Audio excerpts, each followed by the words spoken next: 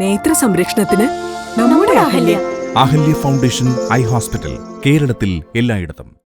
കോട്ടപ്പടി പഞ്ചായത്തിലെ 10-ാം വാർഡിൽ 2 ആഴ്ച പഴക്കമുള്ള മൃതദേഹം കണ്ടെത്തി. കോട്ടേപ്പാടം പാടത്താണ് മൃതദേഹം കണ്ടെത്തിയത്. ഫോറൻസിക് പരിശോധനയ്ക്ക് ശേഷം പോസ്റ്റ്മോർട്ടം നടപടികൾ ആരംഭിക്കും.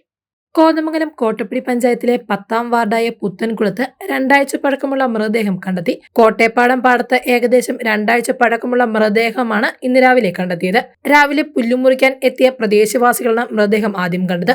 വെങ്ങൂർ സ്വദേശിയായ തെങ്ങുകയറ്റക്കാരനായ ഒരു യുവാവിനെ 2 ആഴ്ചയ്ക്ക് മുൻപ് കാണാതായിരുന്നു. യുവാവിനെ ചുറ്റിപ്പറ്റിയാണ് അന്വേഷണം നടത്തുന്നത്.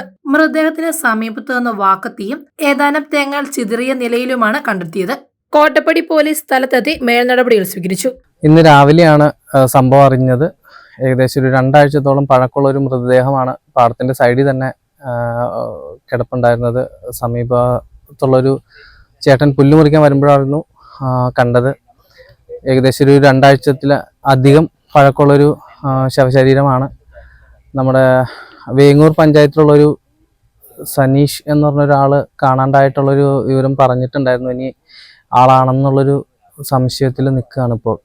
ഫോറൻസിക് പരിശോധനയ്ക്ക് ശേഷം പോസ്റ്റ്മോർട്ടം നടപടികൾ ആരംഭിക്കും. News desk Muvattupuzha news. വെറുമൊരു ബിരുദമല്ല, മികച്ചൊരു കരിയർ. ആധുനിക സൗകര്യങ്ങളും സുരക്ഷിതമായ ഹോസ്റ്റലുകളും ഇവിടെ നിങ്ങൾക്കായി ഒരുങ്ങുന്നു. 2026-27 അഡ്മിഷനുകൾ ആരംഭിച്ചു. ഇന്ന് തന്നെ അപേക്ഷിക്കൂ.